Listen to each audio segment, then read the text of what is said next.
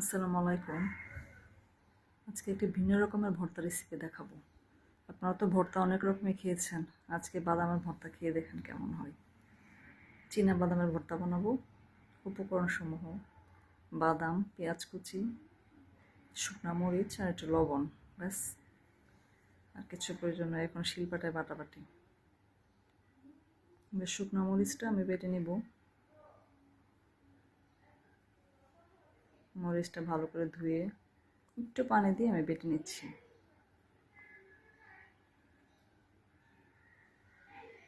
লাল মরিচ দিয়ে বাদামের ভর্তাটা বানালে ভালো হয়।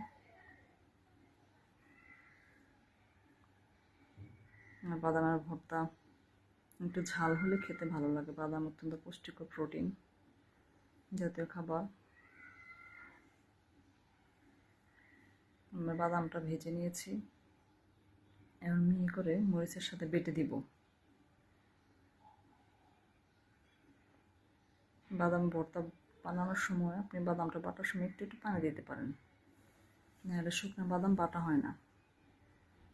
একটু পানি দিয়ে দিয়ে বাটলে বাদামটার ভর্তাটা একটু নরম থাকে, ভাতের সাথে সহজে মিশিয়ে নেওয়া যায়।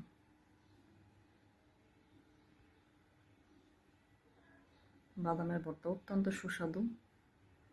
আপনি এভাবে ভর্তা বানিয়ে খেয়ে দেখবেন। আমার বাচ্চারা খুব পছন্দ করে, আমিও পছন্দ করি। আমি প্রায় সময়ই বানাই বাদামের ভর্তা।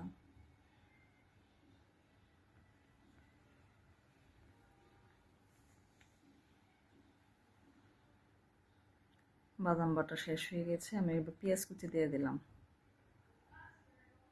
পেঁয়াজের মধ্যে একটু লবণ মিশিয়ে নিলে পেঁয়াজটা স্মুথ হয়। পেঁয়াজটাকে আমি আধা ভাটা করবো, একদম মিহি করব না। আধা ভাটা করে বাদামের সাথে মিশিয়ে দেব।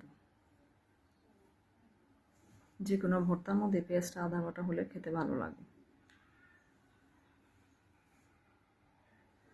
পেঁয়াজ বাটা হয়ে গিয়েছে, আমি এবার ভর্তাগুলো সবগুলো উপকরণ একসাথে মিশিয়ে নেব।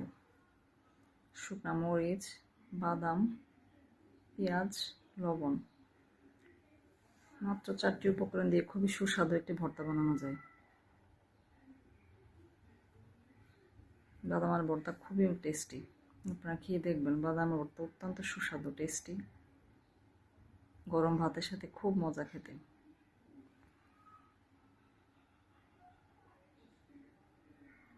এটাকে ব্লেন্ড করে বানানো যায়, তবে শিলপাটা বেটে ভর্তা হলে বেশি টেস্টি হয়।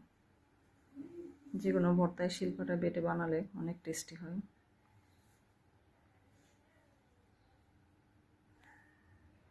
ভর্তা বানানো শেষ, মিশানো হয়ে গিয়েছে। এভাবে শিল দিয়ে আপনারা আস্তে আস্তে করে মিশিয়ে নেবেন সবগুলো উপকরণ।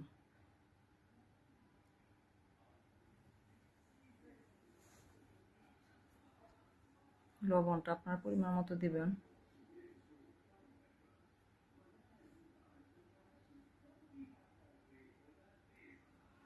ভর্তা রেডি।